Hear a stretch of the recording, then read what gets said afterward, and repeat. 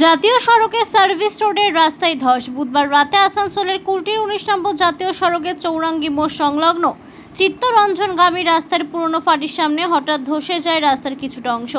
ঘটনাস্থলে জাতীয় সড়ক কর্তৃপক্ষ পৌঁছে ধসে যাওয়া রাস্তার ওই অংশটি ব্যারিকেড দিয়ে দেয়। তবে কী কারণে ধস তা খতিয়ে দেখছে জাতীয় সড়ক কর্তৃপক্ষ। তবে যান চলাচল স্বাভাবিক রয়েছে। জানা গেছে রাস্তাটির 2 মিটার অংশ ধসে গেছে বলে জাতীয় সড়ক সূত্রে খবর।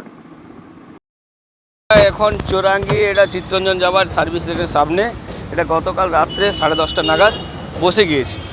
আমরা রাত্রেবেলা এসেছিলাম, আমাদের টিম এসেছিল, এসে আমরা যথেষ্ট এখানে সাপোর্ট করেছি এবং সেফটি দেওয়ার সুব্যবস্থা করেছি। এখন আমরা দেখার চেষ্টা করছি কী কারণে এটা বসে গিয়েছে।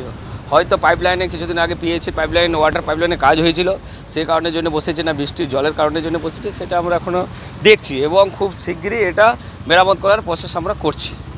কতটা হয়েছে, বসেছে কতটা? এটা দেখা যাচ্ছে 2 মিটার মতন বসেছে।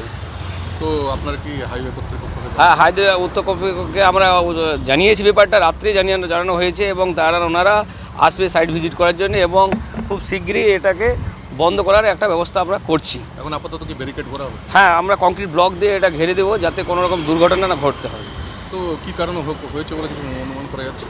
অনুমান এখন দেখা যাচ্ছে যে এটা ওয়াটার পাইপলাইনের একটা প্রজেক্টের কাজ হয়েছে এবং বৃষ্টির পুরনো যেটা সার্ভিস লেন ছিল এখানে একটা ড্রেন ছিল পুরনো। এবার কী কারণে হয়েছে সেটা এখন দেখা যাবে, স্যার ওনারা আসছে, আমাদের স্যার যারা আছে। আমরা কিন্তু এটা ঠিক করার একটা পরিকল্পনা করেছি এবং ওনারা এসে খুব শীঘ্রই মধ্যে এটা আমরা ঠিকঠাক করে দেবো। আপনার নাম? আমার নাম উৎপল মাঝি, আমি NHAI RPO।